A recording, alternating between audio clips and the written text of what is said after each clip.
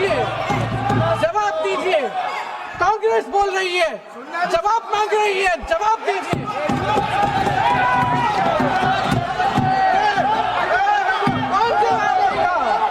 कौन जवाब देगा? गृह मंत्री जी जवाब देंगे। किसने ऑर्डर दिया? किसने ऑर्डर दिया पैलेट गन्स चलाने के लिए? किसने ऑर्डर दिया? आपके माध्यम से मैं पूछती हूं अध्यक्ष महोदय, किसने ऑर्डर दिया? प्रधानमंत्री जी ने दिया? गृह मंत्री जी ने दिया? जवाब देंगे? पूरा देश पूछ रहा है, सिर्फ कांग्रेस पार्टी नहीं पूछ रही है, पूरा देश पूछ रहा है। सर जो प्रहलाद जोशी जी ने बिल्किस बानो के बलात्कारियों की रिहाई पर जो बयान दिए, उसका प्रमाण मैं आपको दे दूंगी, मैं भेज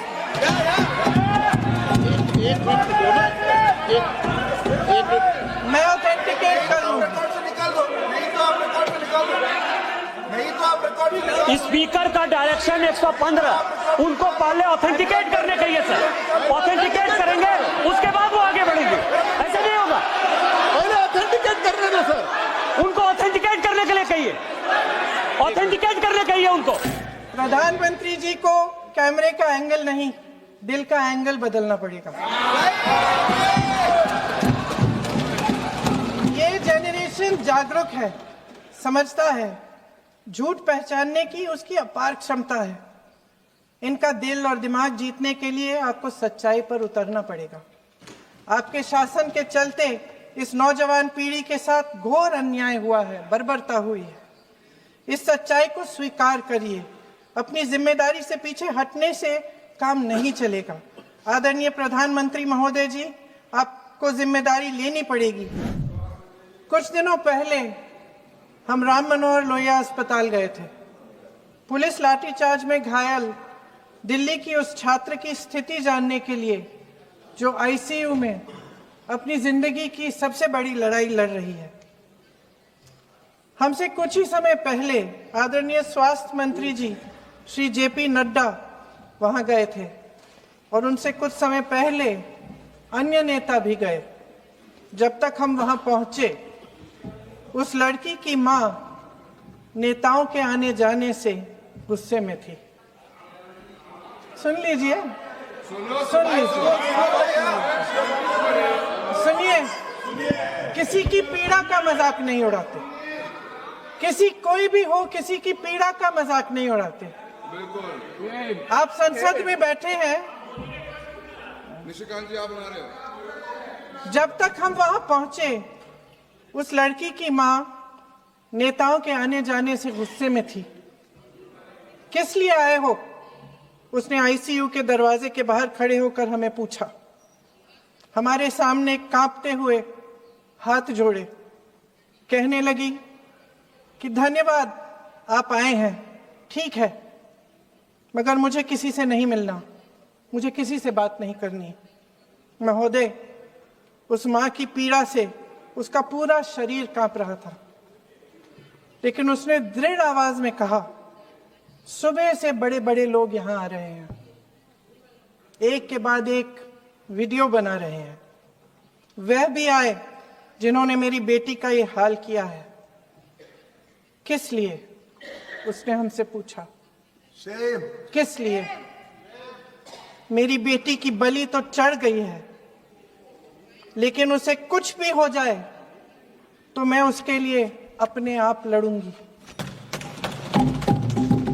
मुझे किसी की मदद नहीं चाहिए, मैं अकेले लड़ लूंगी। महोदय, शायद मुझे यहाँ खड़े होकर सबके सामने ये बात नहीं कहनी चाहिए, मगर उस माँ की गुहार ने मुझे शर्मिंदा किया। उसके दिल के टूटने की वो आवाज जो अस्पताल की दीवारों से में गूंज रही थी, मेरे मन में अभी भी गूंज रही है।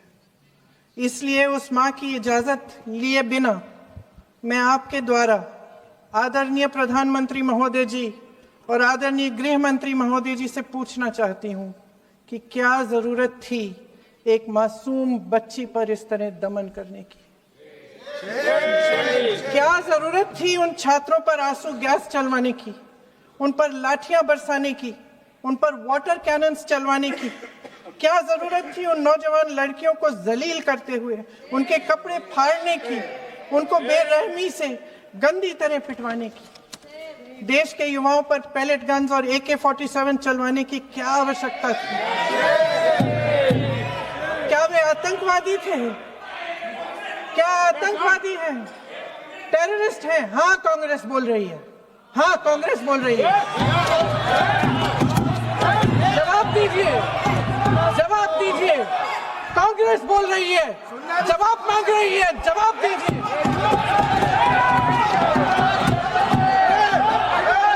कौन जवाब देगा? कौन जवाब देगा? गृह मंत्री जी जवाब देंगे। किसने ऑर्डर दिया? किसने ऑर्डर दिया पैलेट गन्स चलाने के लिए? किसने ऑर्डर दिया? आपके माध्यम से मैं पूछती हूं अध्यक्ष महोदय, किसने ऑर्डर दिया? प्रधानमंत्री जी ने दिया? गृह मंत्री जी ने दिया? जवाब देंगे? पूरा देश पूछ रहा है, सिर्फ कांग्रेस पार्टी नहीं पूछ रही है, पूरा देश पूछ रहा है। अध्यक्ष महोदय, देश के माता पिता पूछ रहे हैं, छात्र पूछ रहे हैं, अध्यापक पूछ रहे हैं, पूरा देश आज ये पूछ रहा है। और आपकी जिम्मेदारी बनती है कि आप इस सवाल का जवाब दें। क्यों डरते हैं आप इस देश के नौजवानों से? क्यों डरते हैं आप इस देश की बुलंद आवाज से? और उस आवाज को दबाने का हक आपको किसने दिया है? महोदय, ये सदन यहाँ बैठे हुए सांसदों की जागीर नहीं है, ये इस देश की अमानत है। यहाँ बैठे हम सब इस देश की जनता, इस देश के युवाओं, बुजुर्गों, गरीबों, अमीरों और सब धर्मों, सब वर्गों के देशवासियों के सेवक हैं। हम उनके प्रतिनिधि हैं और ये सत्ता हमें उन्होंने ही दी है। इस देश का संविधान हमारी सर आंखों पे, इस देश का लोकतंत्र सर्वोपरि है, इसे ध्वस्त करना पाप है। यह करोड़ों जनता हमसे सिर्फ एक चीज मांगती है, जवाबदेही। इंग्लिश में इसे अकाउंटेबिलिटी कहते हैं। हमें सत्ता देकर, हमें यहां तक लाकर सिर्फ उसकी ये गुहार है कि जो हम करें उसकी भलाई के लिए करें, और अगर उनके साथ अन्याय हो तो हम उनके प्रति जवाबदेह बने और उन्हें न्याय दिलवाएं। पिछले दिनों हजारों बच्चे सड़क पर उतरे, उन्होंने अपनी पीड़ा व्यक्त की। गांधी जी के दिखाए हुए रास्ते पर अहिंसा और सत्य को अपने दिलों में रखते हुए, गाते, मुस्कुराते हुए शांतिपूर्वक प्रदर्शन किया। लोकतंत्र के सबसे पवित्र सिद्धांत के तहत उन्होंने अपनी आवाज उठाने का अधिकार कायम किया। ये उस भारत के बच्चे हैं जो गांव में रहते हैं, जो महानगरों में रहते हैं, जो छोटे कस्बों में, छोटे शहरों में रहते हैं, जहां माँ अपने गहने बेच देती है, पिता अपनी जमीन गिरवी रख देता है, एक परिवार अपनी पूरी जिंदगी की कमाई बच्चे के सपने पर खर्च देता है। और अब उन्हीं बच्चों को लगने लगा है कि आज इस देश में मेहनत से ज्यादा बेईमानी मायने रखती है, मेरिट से ज्यादा पैसा मायने रखता है। तब सिर्फ एक छात्र नहीं हारता, उम्मीद हारती है। इन परेशान बच्चों ने अपनी उम्मीदें आपसे साझा की।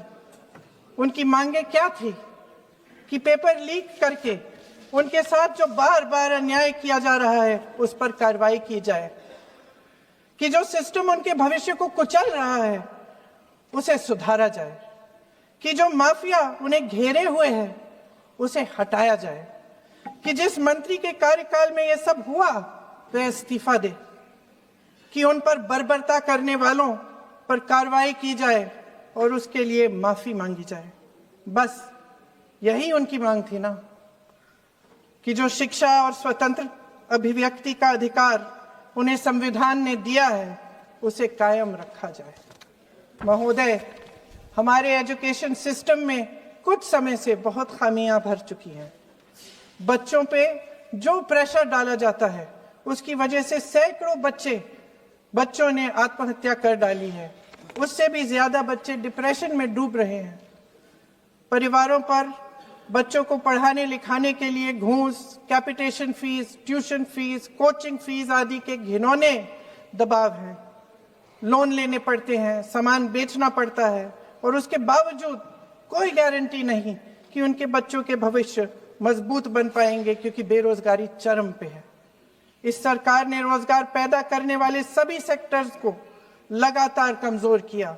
एग्जामिनेशन सिस्टम खुद फेल हो गया है। पिछले दशक में 152 पेपर लीक हुए, 750 करोड़ छात्र प्रभावित हुए, मगर एक भी दोषी, एक भी माफिया को सजा नहीं।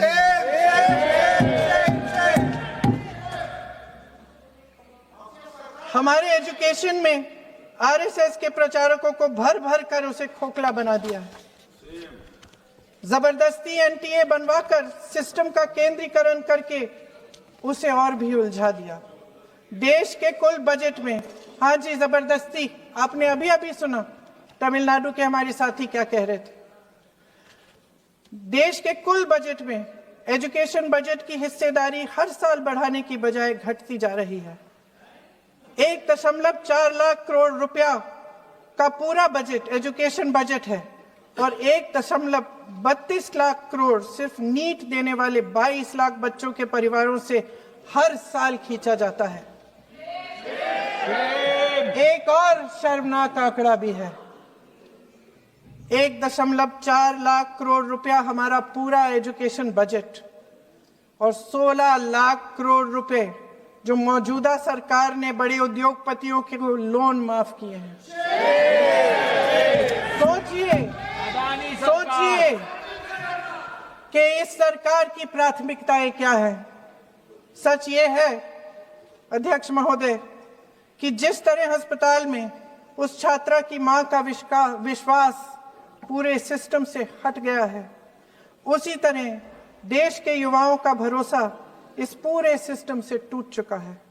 और जब इस तरह देश के भविष्य, हमारे युवा निराश होकर सरकार और सिस्टम से अपना भरोसा हटा देते हैं, तो उस भरोसे को फिर से बनाने के लिए सिस्टम के अंदर से जवाब नहीं ढूंढा जा सकता, उसके दायरे से बाहर निकलना पड़ता है, नए सिरे से ठोस प्रयास करने पड़ते हैं।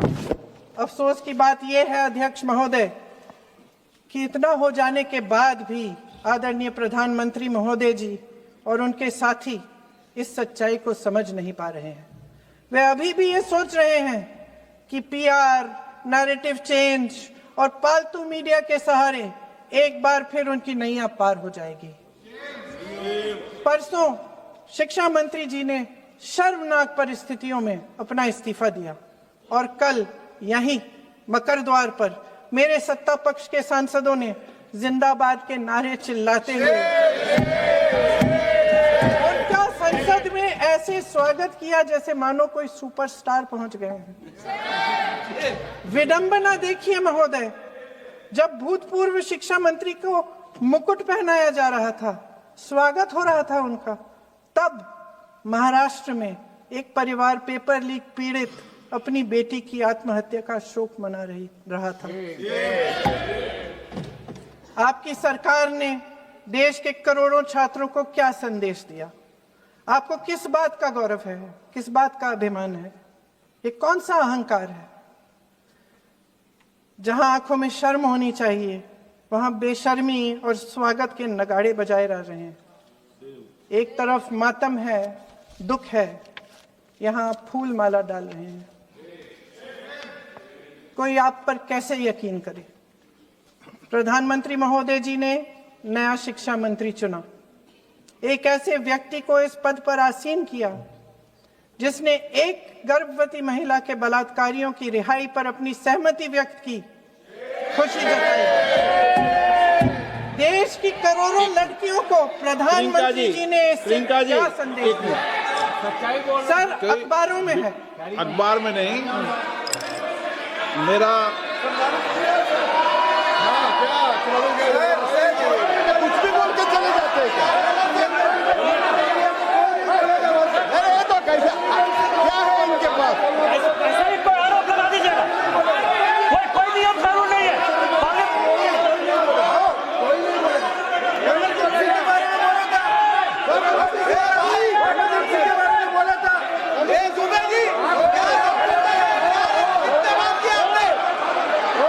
आप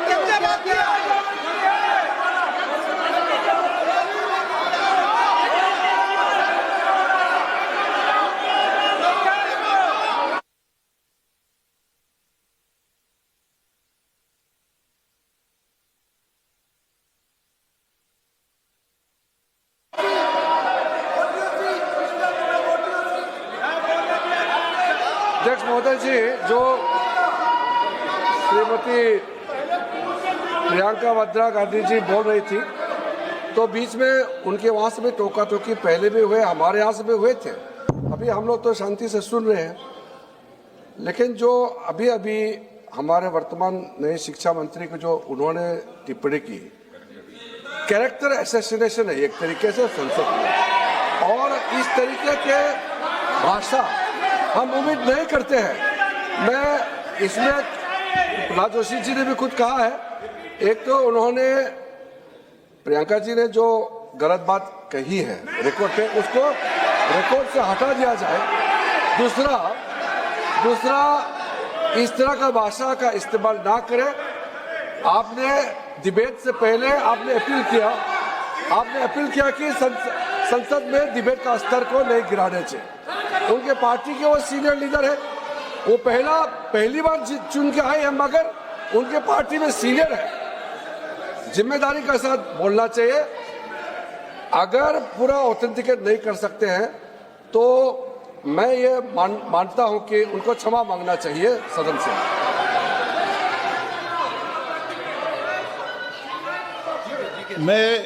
मेरा मत ये है, सदन के अंदर ये सदन सर्वोच्च लोकतांत्रिक संस्था का सदन है, इसका एक एक शब्द हमेशा रिकॉर्ड में रहता है। मैं माननीय सदस्य से आग्रह करूंगा कि बिना तथ्यों के हमें इस तरीके के सदन के पटल पर बात नहीं होनी चाहिए।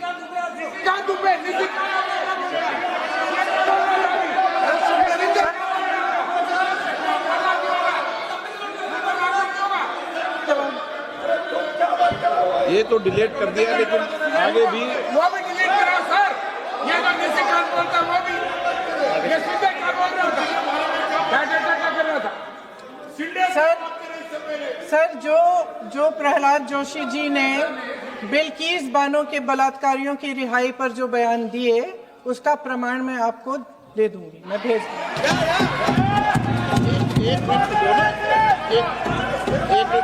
मैं ऑथेंटिकेट करूंगा। स्पीकर का डायरेक्शन 115, उनको पहले ऑथेंटिकेट करने कहिए सर। ऑथेंटिकेट करेंगे, उसके बाद वो आगे बढ़ेंगे। ऐसा नहीं होगा, पहले ऑथेंटिकेट करने दो सर। उनको ऑथेंटिकेट करने के लिए कहिए, ऑथेंटिकेट करने कहिए उनको।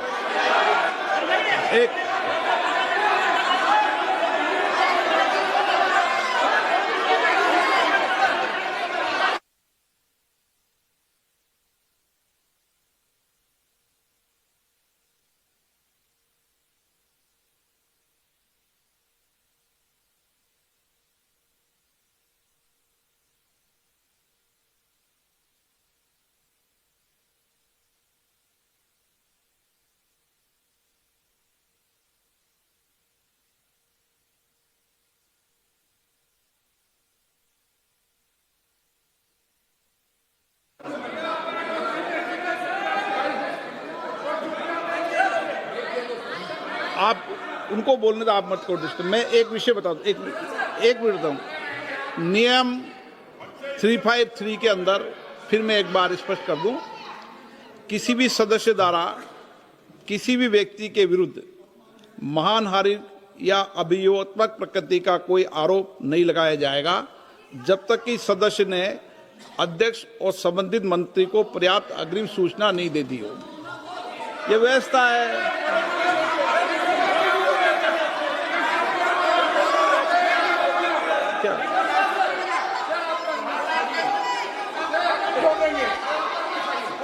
House, ma'am, the same house, Honorable Shrikant Dubey told, still that is in the record about Indira Gandhi ji. Still that is in the record. Still that is in the record. Sir, you are not removed, sir. बोलो, आप भी बोल लो। Sir, केसी वेणुगोपाल जी ने जो नाम लिया है और मैं नेहरू जी के बारे में जो बात कहा है मैंने, सर मैं उस पर कायम हूं और मैं किताब जो है ऑथेंटिकेट करने के लिए तैयार हूं। अय्याज थे नेहरू, अय्याज थे। मैं फिर दोबारा रिपीट कर रहा हूं, आई एम अगेन रिपीटिंग। यही फैक्ट है और मैं किताब में ऑथेंटिकेट करके दे रहा हूं। I am authenticating that book.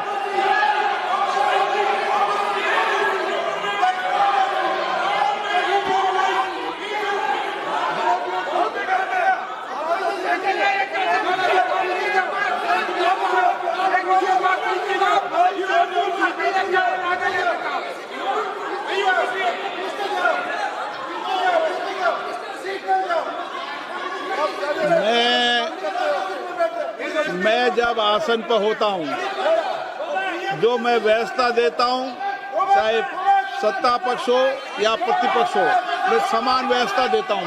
मैं जब आसन पे होता हूं,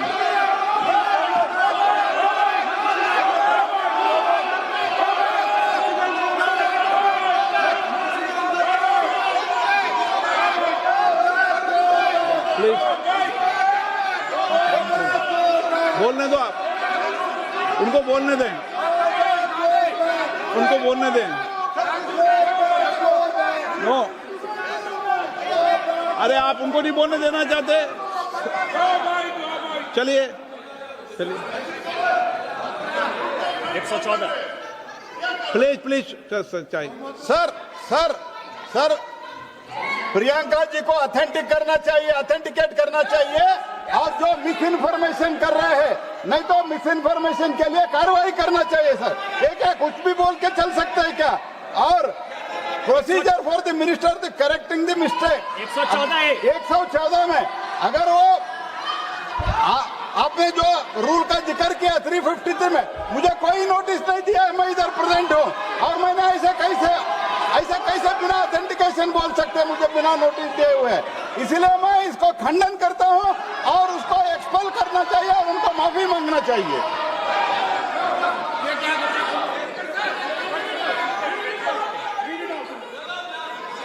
नहीं भैया, ये चैप्टर आगे नहीं बढ़ेगा सर। बिल पे केवल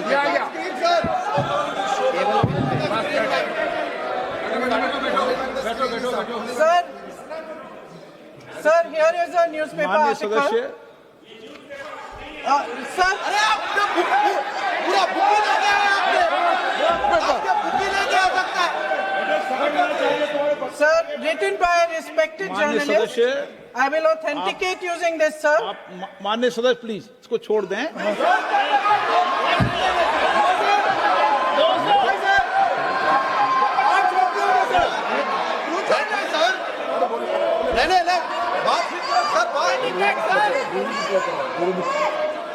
सर अगर जोशी जी अपने बयान का इस खंडन कर विधेयक रहे पर ही हैं क्या? चर्चा होगी।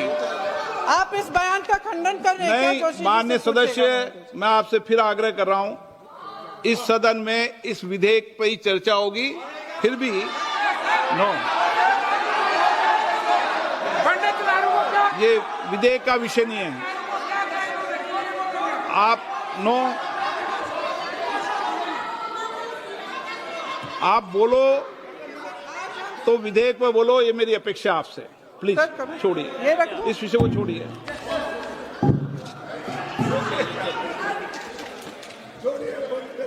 आज हम सदन पटल पर एक ऐसे विधेयक में संशोधन पर डिबेट कर रहे हैं जो 2024 में पारित हो चुका था, और इसमें मुख्य संशोधन यही है कि पेपर लीक के अन्य अपराधों के लिए सजा बढ़ाई जाएगी।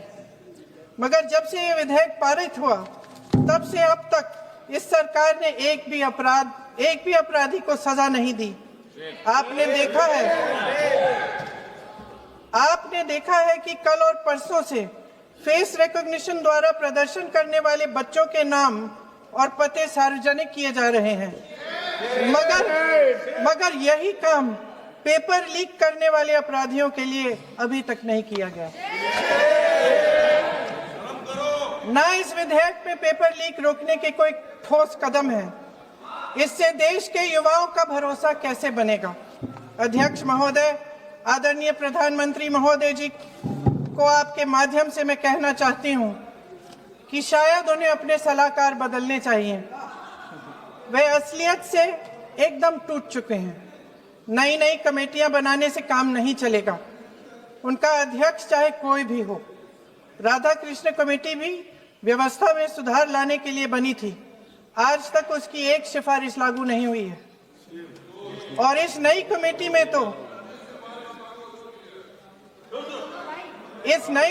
में तो एक एक्स आईबी चीफ,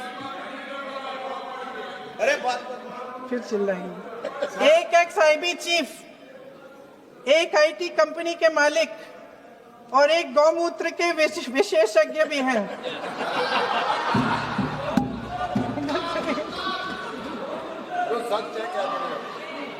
इन्हें शिक्षा के बारे में क्या पता जी। सर सच है,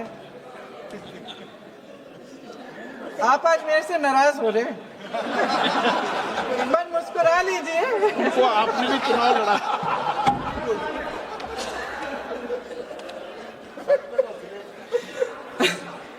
सर फास्ट ट्रैक कोर्ट्स का रिकॉर्ड पहले से ही बहुत खराब है। वैसे भी कल की सुनवाई में सीबीआई का वकील पेश ही नहीं हुआ। संसद में विपक्ष को दोषी ठहराने से, खोखले राजनीतिक खेल खेलने से काम नहीं चलेगा। आप जेन जी का भरोसा वापस जीतना चाहते हैं तो नए नए एंगल से, अपने फोन से नए नए वीडियो बनाने से नहीं होगा।